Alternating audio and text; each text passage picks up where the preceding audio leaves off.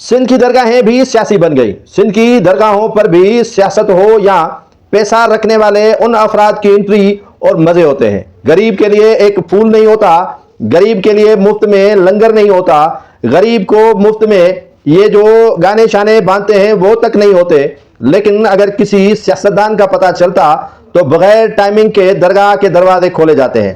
ہمیں کہا جاتا ہے کہ درگاہ 11 بجے کے بعد نہیں کھولی جائے گی. اگر وہیں درگاہ پر کسی بااثر سیاسی شخصیت یا مالدار سرمایہ دار پیسہ رکھنے والے لوگوں کے لیے سنا تو درگاہ کے گدی نشین دوڑے چلے آتے ہیں. فار ایگزامپل صدر آصف علی زرداری درگاہ قلندر شہباز پر گئے تو ان کے لیے وہاں صوفے رکھے گئے. درگاہ قلندر شہباز پر جو زائرین جاتے ہیں وہ عقیدت مندی کے لحاظ سے جاتے ہیں, لیکن آصف علی زرداری کے لیے وہاں صوفے رکھے گئے اور انہوں نے وہیں پر دعا کی.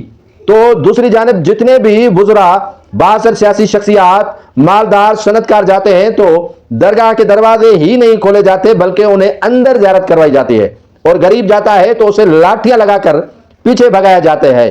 اور یہاں موٹو پتلو کو دیکھ لیں جو مشہور ٹک ٹاکر ہے, یوٹیوبر ہے, وہ درگاہ قلندر شہباز میں گیا تو اس کے لیے چادریں نچھاور کی گئیں, اسے چادریں پہنائی گئیں.